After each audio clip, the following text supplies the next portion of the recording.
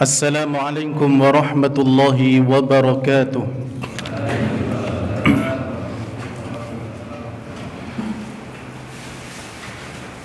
Alhamdulillahi rabbil alamin. Wassalatu wassalamu ala ashrafil anbiya'i wal mursalin wa ala alihi wa ashabihi wa man tabi'ahum bi ihsanin ila yaumiddin. Wa sallama tasliman katsira, amma ba'du. Kaum muslimin wal muslimat rahimani wa rahimakumullah. Alhamdulillah, kita bersyukur kepada Allah tabaraka wa taala yang telah banyak memberikan nikmat kepada kita. Maka hendaknya nikmat tersebut kita syukuri, lalu kemudian kita gunakan untuk mendekatkan diri kepadanya, untuk melakukan amal saleh, untuk beribadah kepada Allah tabaraka wa taala, agar kehidupan kita menjadi kehidupan yang berkah, umur kita menjadi umur yang berkah, sehingga tatkala kita meninggalkan dunia ini, kita juga mendapatkan keuntungan di negeri akhirat, mendapatkan keuntungan yang besar, dan termasuk cita-cita kita adalah masuk ke dalam surganya Allah tabaraka wa ta'ala. Amin ya rabbal alamin. Salawat serta salam semoga tercurahkan kepada suri tauladan kita, Nabi Muhammad sallallahu alaihi wa ala alihi wasallam. Jamaah yang dirahmati oleh Allah tabaraka wa taala, pada kesempatan malam hari ini kita akan kembali melanjutkan kajian As-Sirah An-Nabawiyah, yang mana kita telah sampai pada bab yang baru, yaitu ekspedisi pasukan antara peperangan Uhud dan juga peperangan Al-Ahzab, yang mana pada pertemuan yang terakhir kita telah sampai pada pembahasan ekspedisi yang pertama, yaitu Sariyah Abi Salamah radhiyallahu ta'ala anhu, yang mana jamaah yang dirahmati oleh Allah tabaraka wa ta'ala, saat itu Abu Salamah yang ditunjuk oleh Nabi SAW sebagai panglima pasukan dengan membawa 150 tentara.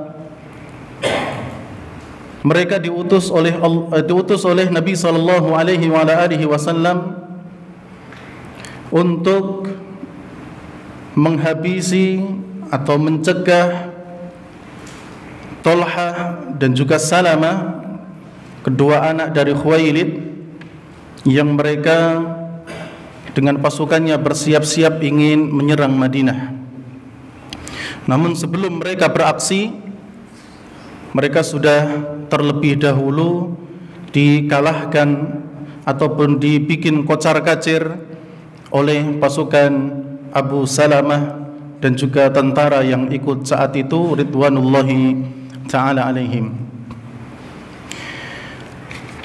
Pada kesempatan malam hari ini kita akan lanjutkan Sariyah yang kedua dan yang ketiga, sebagaimana dalam judul yang telah disebar dalam grup, yaitu Sariyatu Abdillah ibn Unais dan juga Sariyatur Raji'. Ya, Sariyatu Abdillah ibn Unais dan juga Sariyatu Ar-Raji'. Akan tetapi jamaah yang dirahmati oleh Allah,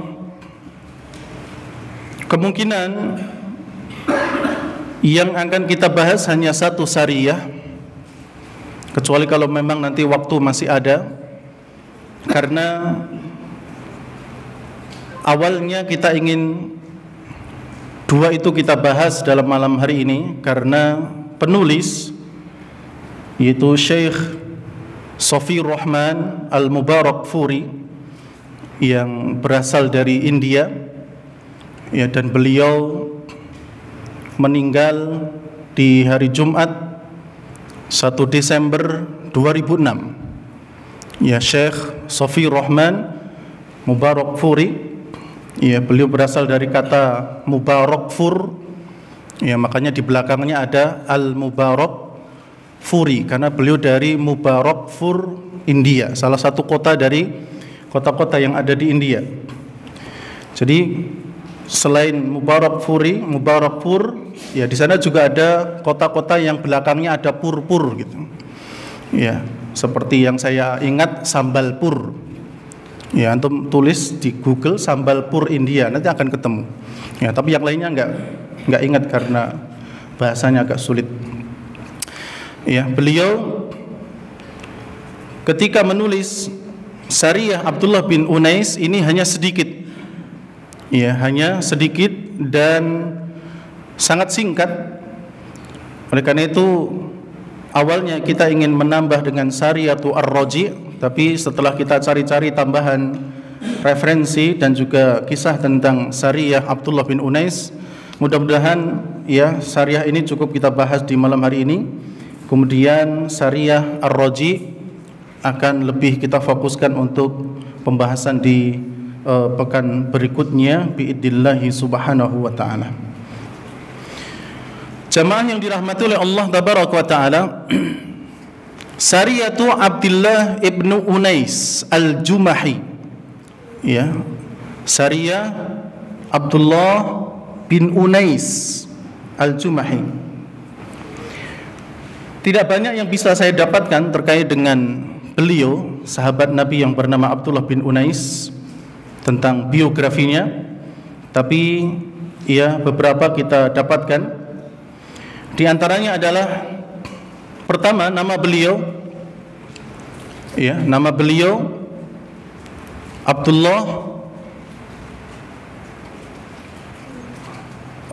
nama beliau adalah Abdullah bin Unais Al-Jumahi.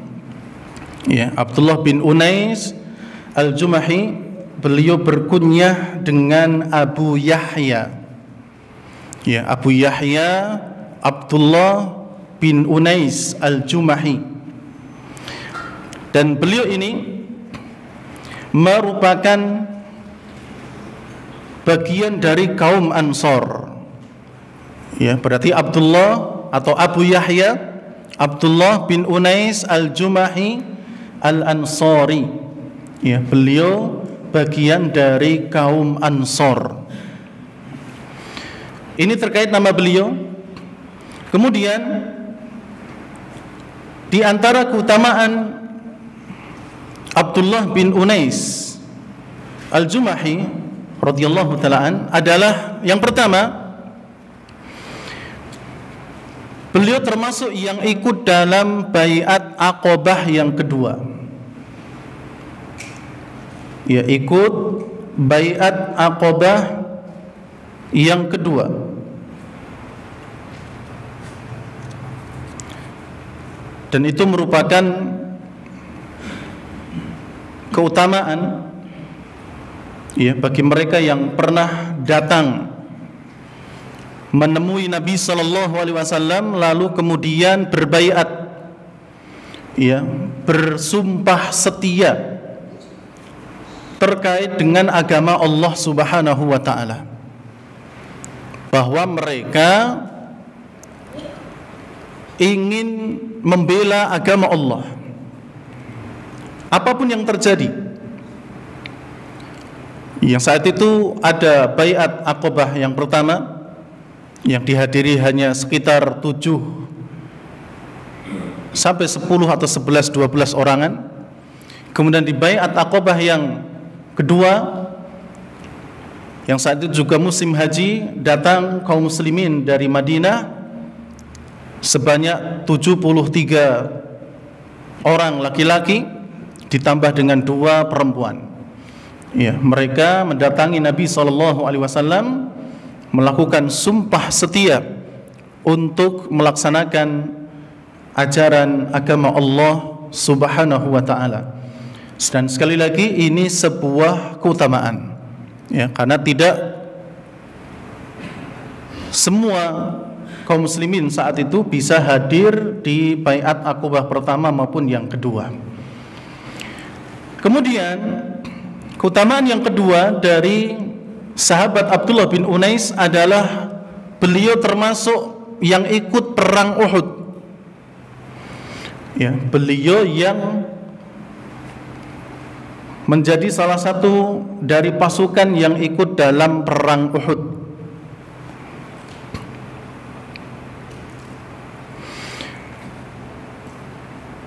Kemudian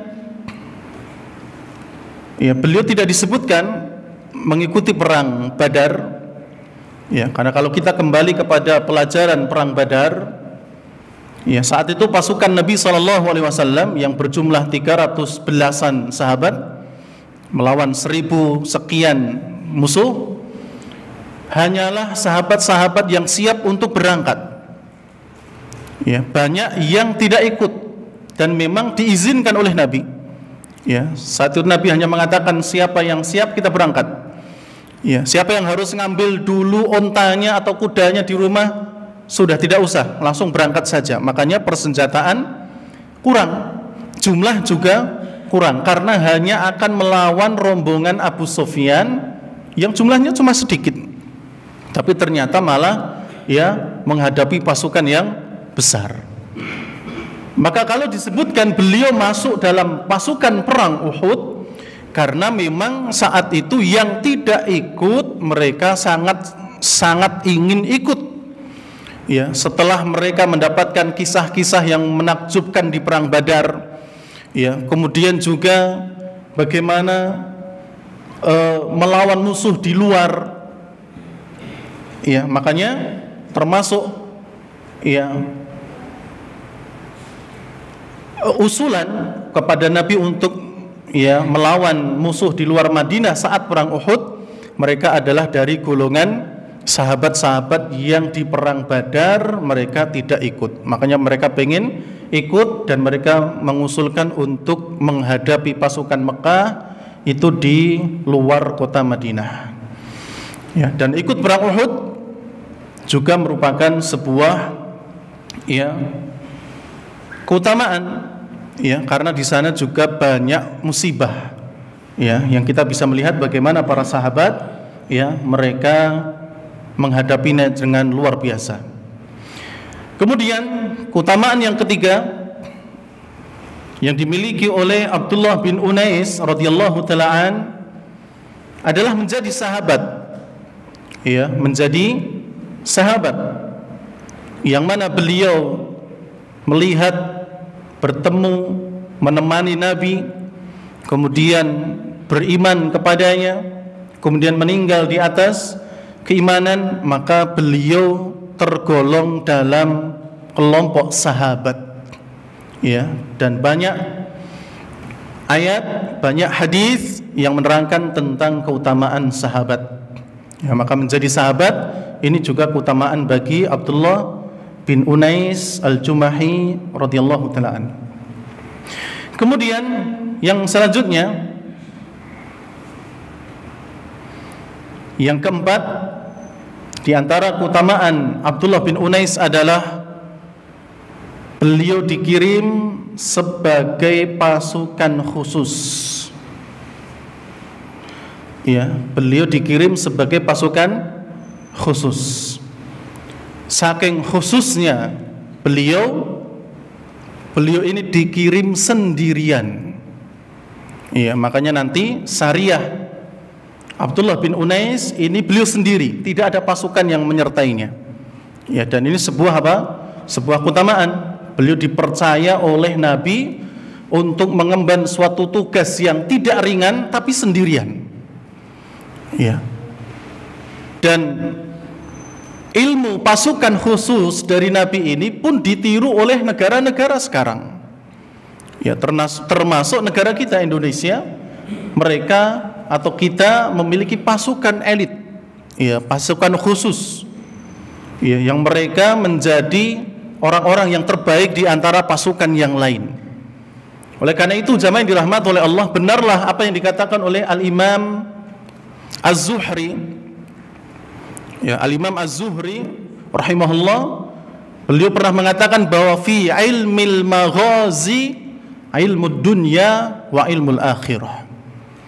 Dalam masalah peperangan Nabi SAW yang dipimpin oleh Nabi atau di bawah instruksi Nabi, yaitu syariah, itu ada ilmu dunia dan juga ada ilmu akhirat. Salah satu ilmu dunia adalah dalam masalah militer. Ya, dalam masalah militer, setiap negara pasti punya pasukan elit, ya, pasukan khusus, dan itu diakui tidak diakui mencontoh bagaimana Nabi SAW, ya, melakukan hal itu di masa beliau. Ya. Jadi pasukan elit diakui tidak diakui meniru bagaimana Nabi SAW berperang. Ya, dan Indonesia luar biasa, ada Kopassusnya, ya, yang saya baca dalam salah satu artikel, ya, itu masuk dalam 5 besar pasukan elit sedunia. Ya, di atasnya masih ada Pakistan kalau tidak salah, ya, Yahudi juga ada di sana. Ya, jadi pasti punya setiap negara, selama mereka memiliki, ya, pertahanan militer, pasti akan ada pasukan-pasukan elit. Nah, di antara pasukan sahabat yang menjadi pasukan elit dan khusus adalah Abdullah bin Unais. Sekali lagi, saking elitnya beliau diutus sendirian. Ya, diutus sendirian. Ini sebuah keutamaan. Keutamaan yang lain, yang kelima, beliau juga dikirim dalam misi khusus. Ya, dalam misi khusus. Ya, ya tadi saking khususnya misi itu, beliau hanya sendirian.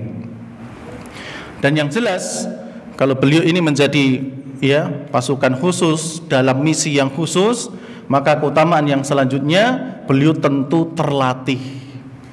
Ya, beliau tentu cerdik. Ya, beliau tentu sangat faham terhadap, ya, medan peperangan atau musuh dan seterusnya. Nanti kita akan lihat bagaimana kecerdikan, ya, Abdullah bin Unais. Ya, beliau ketika diutus Nabi, sasarannya itu beliau belum pernah ngerti orangnya. Bayangkan, beliau cuma mendapatkan kisi-kisi penjelasan dari Nabi. Setelah itu beliau berangkat. Ya, berdasarkan ciri-ciri itu, beliau tahu siapa yang akan dieksekusi. Padahal beliau ini, Abdullah bin Unais, belum tahu siapa nanti yang akan dieksekusi. Ya, belum tahu orangnya. Nanti insya Allah kita sebutkan kisahnya. Kemudian yang terakhir, mungkin yang keenam atau ketujuh, yaitu pemilik ilmu. Ya, para sahabat, selain mereka adalah para tentara, para prajurit, ya, di sisi lain mereka juga para ulama. Ya, mereka adalah orang-orang yang belajar langsung dari Nabi SAW dan juga mengajarkan, dan itu para sahabat. Ya, dan itu para sahabat. Ya, jadi profesinya para sahabat itu berbeda-beda. Ada yang mengembala kambing, ada yang sebagai pedagang, ada yang sebagai prajurit, ya, ada yang sebagai tukang pembuat panah seperti Sa'ad bin Abi Waqqas dan yang lainnya. Tapi basic mereka berilmu. Profesi apapun mereka, ya, basic mereka punya ilmu. Ya. Makanya dahulu Umar bin Khattab radhiyallahu ta'ala di masa pemerintahan beliau, ya, pernah membuat undang-undang tidak boleh ada yang menjadi pedagang di pasar kami kecuali dia faham tentang masalah riba. Kecuali dia paham tentang masalah riba. Jadi pedagang di zaman Umar yang berjualan di pasar semuanya tahu hukum riba. Semuanya tahu mana yang boleh dijual, mana yang tidak boleh dijual, mana transaksi yang batil, mana yang tidak. Semuanya faham. Sehingga mereka tidak terjerumus kepada pelanggaran Allah dalam hal jual beli. Ya, jadi profesi apapun sahabat, mereka itu berilmu, dan nanti kita juga akan kisahkan setelah ini ya di antara bentuk ilmu dari ya Abdullah bin Unais radhiyallahu taala anhu. Jamaah yang dirahmati oleh Allah tabaraka wa taala, ini poin yang kedua setelah nama kemudian keutamaan. Poin yang ketiga, kita akan melihat kisah tentang keilmuan Abdullah bin Unais radhiyallahu taala anhu. Yang mana jamaah yang dirahmati oleh Allah tabaraka wa taala, saking berilmunya Abdullah bin Unais, beliau pernah didatangi jauh-jauh ya dari jauh-jauh negeri dari sahabat yang mulia Jabir bin Abdullah. Ya, Jabir bin Abdullah radhiyallahu taala an, sahabat Nabi yang mulia. Beliau pernah melakukan rihlah, ya, perjalanan menuntut ilmu menuju salah satu sahabat, tidak lain adalah Abdullah bin Unais, di kota Syam. Ya, di kota Syam, untuk mendapatkan satu hadis. Bayangkan, untuk mendapatkan satu hadis, Jabir bin Abdullah rela melakukan perjalanan, menempuh perjalanan yang jauh. Bahkan disebutkan oleh beliau, oleh Jabir, perjalanan itu dihabiskan selama 1 bulan untuk sampai ke Syam. Ya, bertemu dengan Abdullah bin Unais hanya untuk mendengarkan satu hadis. Ya, jadi kisahnya jamaah yang dirahmati oleh Allah, Jabir bin Abdullah ini pernah mendengar ada sebuah riwayat hadis yang disampaikan oleh Nabi SAW, dan beliau belum mendengarnya. Ya, beliau belum mendengarnya dari jalur sahabat Abdullah bin Unais.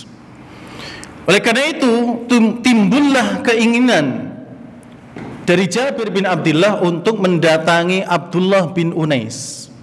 Ya, dan ini menunjukkan adab sahabat terhadap ilmu.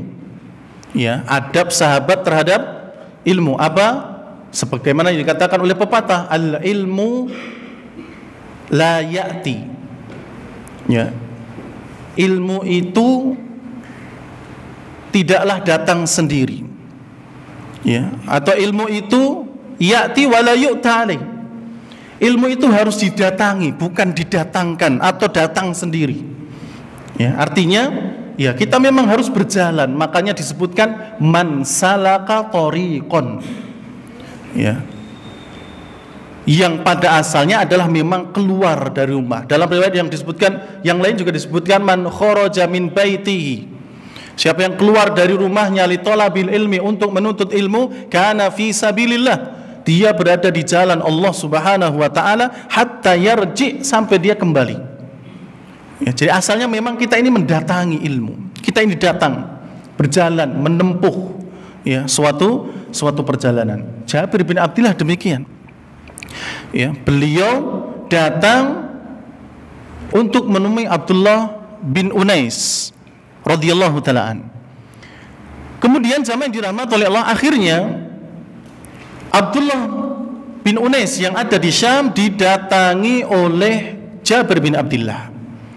Ya, beliau rela menghabiskan dana untuk membeli keperluannya. Ya, diantaranya adalah unta untuk perjalanan beliau. Ya, diantaranya adalah unta untuk perjalanan beliau. Beliau membeli unta, kemudian beliau datang ke negeri Syam, menempuh ya perjalanan sejauh 1 bulan lamanya. Maka ketika sampai di rumahnya Abdullah bin Unais, tentu setelah bertanya-tanya, keluarlah pembantu daripada Abdullah bin Unais.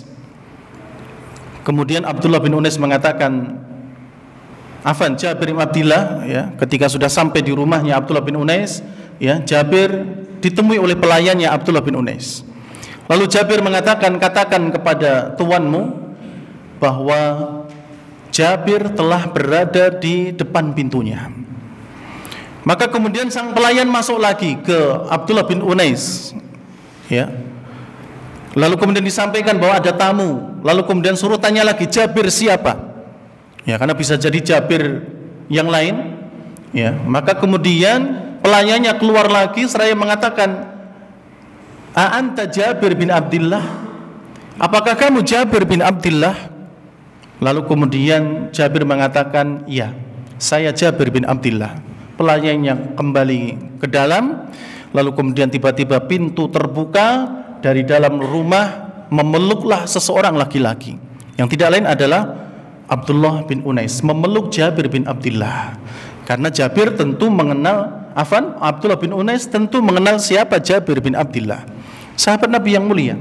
Maka setelah dipeluk, ya, kemudian Jabir mengatakan, "Aku telah mendengar bahwasanya engkau pernah mendengar sabda Nabi SAW tentang masalah ini. Saya ingin langsung mendengar darimu. Ya, saya ingin langsung mendengar darimu. Saya khawatir kalau aku meninggal duluan atau kamu yang meninggal, aku belum sempat mendengarnya." Ya, lalu kemudian Jabir mendengar hadis dari Abdullah bin Unais yang pernah beliau dengar dari Nabi SAW di malam hari, yang saat itu tidak banyak sahabat yang datang. Ya, kalau tidak salah di antara yang datang hanya Umar bin Khattab radhiyallahu taala. Hadis ini tentang masalah zakat atau tentang masalah kisos dan juga yang lainnya. Ya, disampaikan akhirnya. Ya, setelah itu selesai sudah, Jabir bin Abdullah kembali pulang. Ya, kembali pulang karena tidak ada tujuan kecuali pengen, ya, mendengar satu hadis dari Abdullah bin Unais yang belum pernah dia dengar dari jalur sahabat tersebut.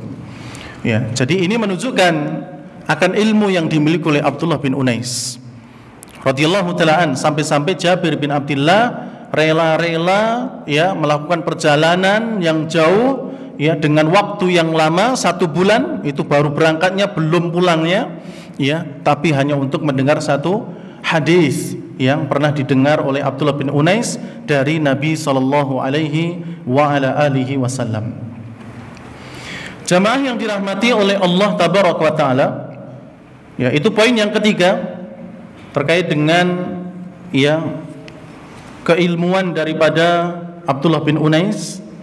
Ya, beliau pernah memiliki satu riwayat yang langsung beliau dengarkan dari Nabi SAW, kemudian dicari oleh Jabir bin Abdullah. Dan jamaah yang dirahmati oleh Allah tabaraka wa ta'ala,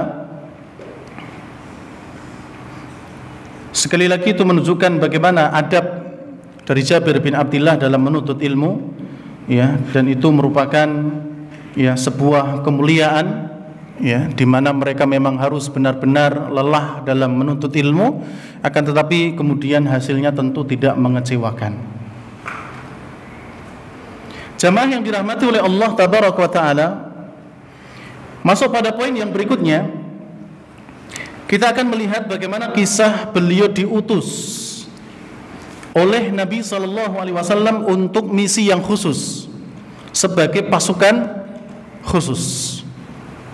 Dan sekali lagi, ya, beliau diutus sendiri, tidak ada yang menemani bersama Abdullah bin Unais.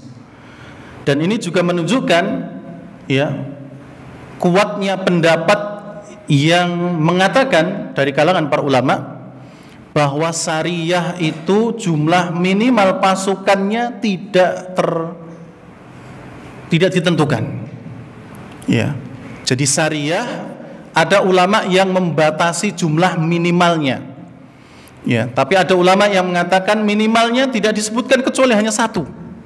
Ya. Jadi kalau 1 itu sudah disebut Sariyah pula. Ya, walaupun cuma 1.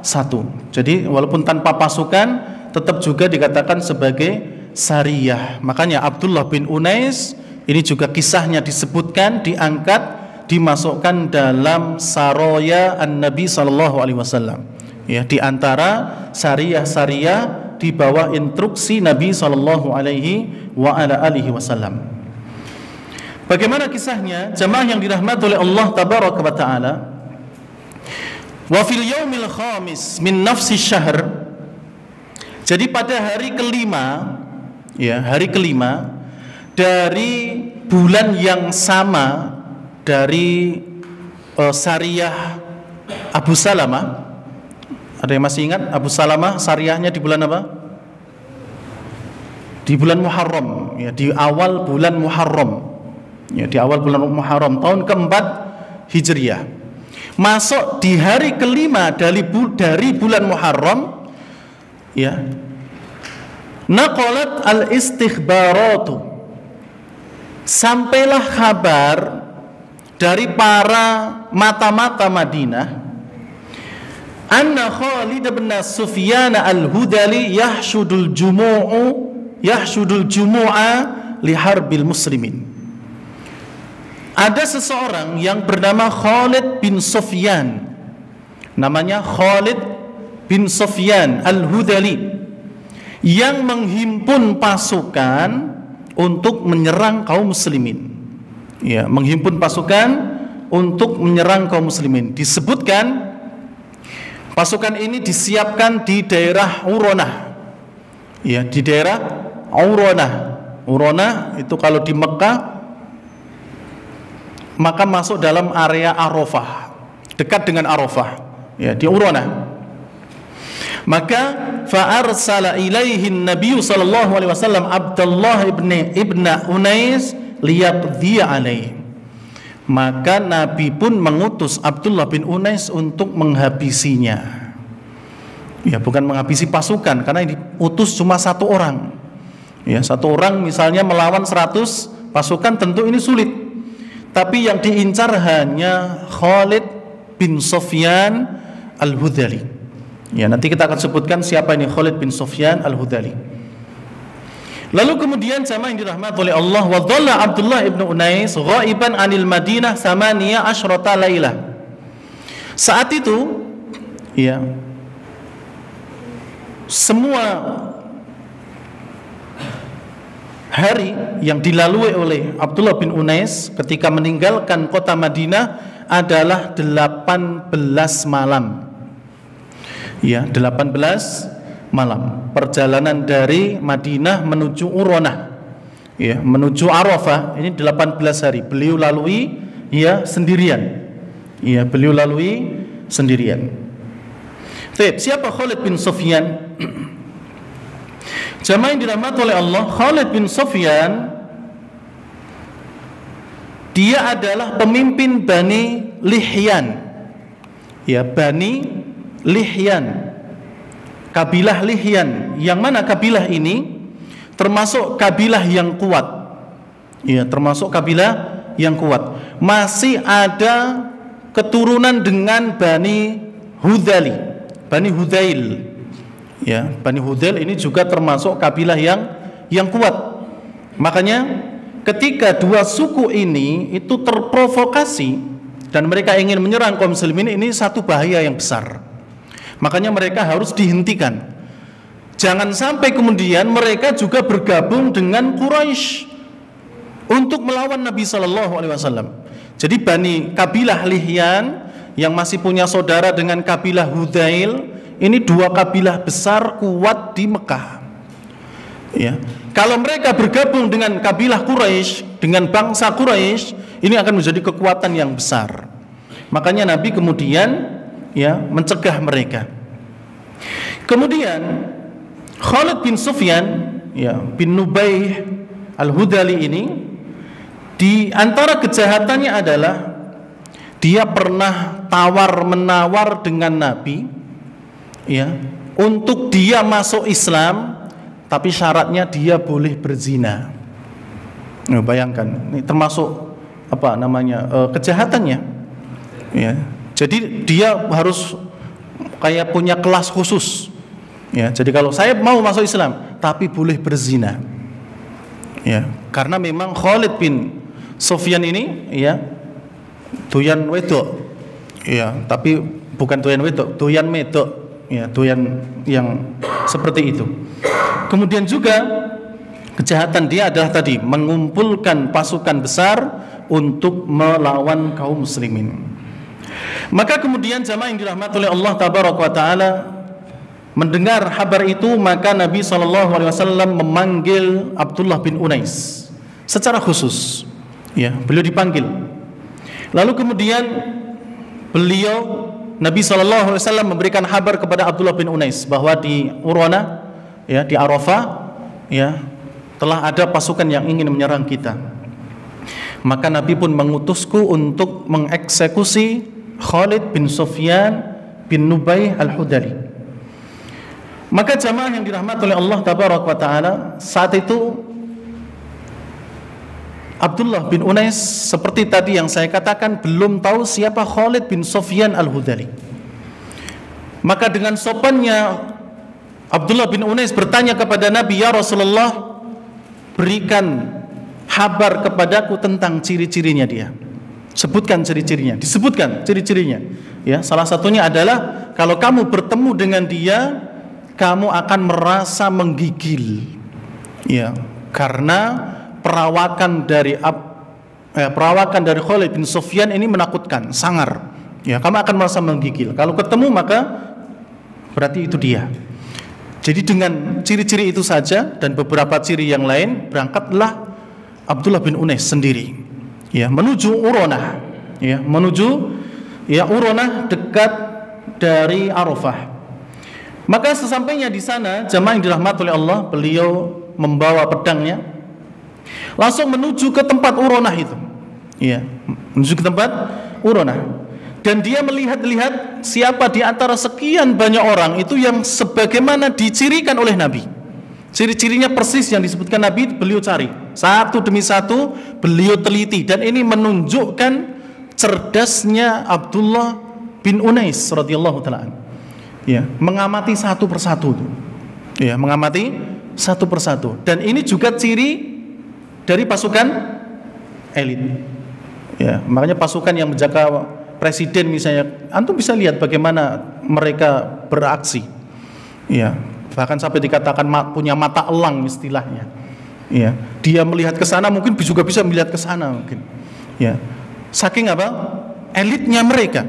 Ya, mereka dibekali dengan ilmu seperti itu, dan itu juga yang dialami oleh Abdullah bin Unais. Dilihat satu persatu siapa yang sesuai dengan ciri Nabi SAW. Didapatkan satu. Ya, cirinya persis. Ya, maka kemudian Abdullah bin Unais mendekati sang, ya, pemilik ciri-ciri tersebut sebagaimana yang disebutkan oleh Nabi SAW. Saat mau mendekat, kata Abdullah bin Unais, ya, waktu itu sudah masuk sholat asar. Ya, waktu itu sudah masuk sholat asar. Tidak mungkin saya sholat asar di Uronah kemudian dilihat oleh sekian banyak orang, termasuk dilihat oleh Khalid bin Sufyan yang ciri-cirinya seperti yang disebutkan Nabi dan itu orangnya. Ya, nanti takut terjadi perdebatan dan seterusnya. Maka aku pun maju mendekat ke Khalid bin Sufyan itu dalam keadaan sholat. Bagaimana sholatnya? Kata Abdullah bin Unais, ya, kalau mau sujud dan rukuk beliau mengisyaratkan dengan kepalanya. Jadi dia seperti berjalan tapi sebenarnya sedang apa? Sholat. Maka mendekatlah ke Khalid bin Sufyan al-Hudali, lalu kemudian Khalid bertanya, ya, Khalid bertanya, siapa laki-laki ini? Ya, siapa kamu? Lalu kemudian Abdullah bin Unais menjawab, rajulun minal Arab. Saya ini laki-laki dari bangsa Arab. Ya, saya ini laki-laki dari bangsa Arab. Bukan menyebut saya dari Madinah, bukan, tapi saya laki-laki dari Arab, dan itu tidak bohong. Ya, Arab, Madinah termasuk Arab, kan gitu. Kemudian aku mendengar bahwa kamu telah menghimpun banyak orang ingin menyerang seseorang, yaitu Muhammad. Ya, karena Khalid bin Sufyan bin Nubaih al-Hudali tidak sadar dan tidak tahu bahwa yang bertanya ini, ya, merupakan salah satu pasukan dari Nabi Muhammad SAW, maka dia pun berkata dengan seenaknya, benar, saya telah mengumpulkan sekian banyak orang yang bisa kamu lihat ini, dan kami ingin menyerang Muhammad. Ya, kami ingin menyerang Muhammad. Dari perkataan itu sudah jelas, ya, bahwa Abdullah bin Unais sudah mendapatkan bukti yang nyata. Memang ini adalah Khalid ya bin Sufyan. Andai kan bukan Khalid bin Sufyan, dia akan menjawab, oh bukan saya, tapi itu. Nah kan gitu. Ya. Tapi dia langsung menjawab, iya saya telah menghimpun. Berarti dia benar. Ciri-ciri Nabi pas, ya. Apa yang ditebak dan diamati oleh Abdullah bin Unais juga tepat. Ditambah lagi dengan apa? Dia menjawab, iya benar. Saya sudah mengumpulkan orang untuk menyerangnya. Maka kata Abdullah bin Unais, ya saya datang juga untuk hal itu. Saya datang untuk hal itu. Itu bisa dimaknai sama Khalid, oh berarti dia ingin apa? Gabung. Ya. Tapi saya datang untuk hal itu juga bisa dimaknai saya ingin tidak gabung, malah ingin mengacaukan dan seterusnya. Ya, jadi bahasa-bahasa, dan ini juga bahasa-bahasa yang dilakukan oleh para tentara elit. Ya. Apa itu? Intel. Ya, terkadang mereka ngomongnya sok nanya, tapi sebenarnya itu pengamatan. Ya. Pura-pura jadi apa? Mungkin, mungkin. Ya, intinya ya mereka nanya, tapi itu sebenarnya adalah mencari informasi, menggali informasi, dan itu dilakukan oleh para tentara elit, para intel dan seterusnya. Subhanallah, memang benar. Ya, dan itu pernah dilakukan oleh Nabi SAW dengan para sahabat. Ada mata-mata, pasukan juga memiliki mata-mata. Ya, ada intel, ada pasukan elit dan seterusnya. Maka kemudian pada intinya jamaah yang dirahmati oleh Allah, terjadi perbincangan yang lama antara Abdullah bin Unais dan Khalid bin Sufyan al-Hudhali, tanpa dirasa oleh Khalid bin Sufyan bahwa ini adalah musuh sebenarnya. Ya, ini adalah prajurit dari Nabi SAW. Maka lama kelamaan akhirnya keduanya jalan bareng. Ya, ketika sudah sepi dari pasukan yang lain, kata Abdullah bin Unais, saya buka senjata saya, lalu kemudian saya eksekusi Khalid bin Sufyan al-Hudhali. Dan ini juga lihat, ini pun dipraktekkan oleh para tentara elit.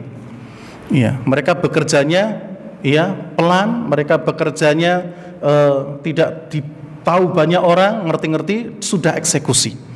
Ya, dan ini ditiru oleh para tentara-tentara elit. Apa yang dilakukan oleh Abdullah bin Unais radhiyallahu anhu, sehingga akhirnya jamaah yang dirahmati oleh Allah, Abdullah bin Unais selesai misi itu kembali kepada Nabi sallallahu alaihi wasallam di hari Sabtu. Ya, kembali di kota Madinah di hari Sabtu, di mana bulan Muharram tinggal 7 hari. Ya. Jadi bulan Muharram tinggal 7 hari, tepatnya di hari Sabtu beliau sudah sampai di kota Madinah. Dalam keadaan apa? Beliau sudah berhasil menyelesaikan misi khusus yang diberikan oleh Nabi sallallahu alaihi wasallam. Dari jauh Nabi sudah melihat dari wajahnya Abdullah bin Unais bahwa dia telah berhasil. Ya. Dia telah berhasil. Lalu kemudian zaman dirahmati oleh Allah, singkat cerita, Abdullah bin Unais dibawa masuk ke dalam rumah Nabi SAW, kemudian diberi satu tongkat. Satu tongkat. Lalu kemudian Nabi mengatakan bahwa ini tongkat untukmu. Lalu kemudian Abdullah bin Unais keluar dari rumahnya Nabi dalam keadaan membawa tongkat. Lalu para sahabat bertanya, itu tongkat apa wahai Abdullah? Lalu Abdullah cuma menjawab, ini tongkat yang Nabi berikan kepada saya. Kenapa kamu tidak kembali ke Nabi? Tanyakan, untuk apa ini tongkat? Kok Nabi memberikan kepadamu tongkat? Tanyakan, untuk apa fungsinya? Lalu kemudian Abdullah bin Unais kembali kepada Nabi seraya mengatakan dan bertanya, ya Rasulullah, untuk apa tongkat ini engkau berikan untukku? Lalu kemudian Nabi mengatakan, hadhihi ayatun baini wa bainaka yaumal qiyamah. Wahai Abdullah, sesungguhnya tongkat ini akan menjadi saksi antara aku denganmu nanti di hari kiamat. Akan menjadi saksi antara aku denganmu di hari kiamat. Lalu keluarlah Abdullah bin Unais, dan ketika ditanya tongkat apa itu, beliau akan mengatakan ini tongkat sebagai persaksian antara aku dengan Nabi Muhammad nanti di hari kiamat, dan seterusnya. Sampai kemudian falamma hadaratul wafat, ketika Abdullah bin Unais ini mendekati kematiannya, mungkin beliau sudah sepuh, mungkin sudah sakit dan seterusnya, ausa beliau berwasiat anta ja'ala ma'ahu fi akfani, agar tongkat itu nanti dimasukkan satu tempat dengan kain kafan beliau. Jadi kalau beliau sudah meninggal, tongkat ini suruh dimasukkan ya di dekat tubuhnya beliau, lalu kemudian dimasukkan atau dilipat dengan kafan. Jadi diikut kubur dengan tongkat tersebut. Kemudian jamaah yang dirahmati Allah, jadi itu ya terkait dengan Sariyah Abdullah bin Unais, di mana beliau berhasil ya melakukan misi khususnya, dan beliau juga termasuk sahabat yang banyak meriwayatkan hadis dari Nabi, sekalipun hanya 24 hadis ya, karena memang perjumpaannya tidak lama dengan Nabi ya. Setelah perang Uhud ya, setelah itu kemudian beliau beliau meninggal ya. Oh afan, wallahu a'lam bishawab. Ya bukan itu, tapi masih lama ya, masih lama. Tapi hadis yang beliau riwayatkan itu hanya 24 hadis. Dan Abdullah bin Unais ya, kata Ibnu Hajar, beliau mengatakan mata bisyam ya, Abdullah bin Unais beliau meninggal di kota Syam fi khilafati Muawiyah bin Abi Sufyan, di pemerintahan Muawiyah bin Abi Sufyan sanata arba'in wa khamsin, pada tahun ke-54 Hijriah. Jadi masih lama ya dari kejadian itu. Kemudian beliau tinggal di Syam ya, di bawah kekuasaan Muawiyah bin Abi Sufyan. Kemudian beliau meninggal di tahun ke-54 Hijriah. Ini sebagaimana dikatakan oleh Al-Imam Ibnu Hajar Al-Asqalani rahimahullahu taala. Jamaah yang dirahmati oleh Allah, demikian ya apa yang bisa kita sampaikan pada kesempatan malam hari ini terkait dengan Sariyah Abdullah bin Unais, dan insyaallah di kesempatan yang selanjutnya kita akan mengkisahkan tentang Sariyah Ar-Raji ya, satu pasukan atau utusan Nabi SAW sebanyak 7 orang, atau ada yang mengatakan 10 orang yang kemudian dibunuh di tengah perjalanan. Insyaallah nanti kisahnya kita akan sampaikan ya biidnillahi subhanahu wa ta'ala. Demikian kurang lebihnya, mohon maaf. Kita akhiri subhanakallahumma rabbana wa bihamdik asyhadu an la ilaha illa anta astaghfiruka wa atubu ilaik. Wassalamualaikum warahmatullahi wabarakatuh.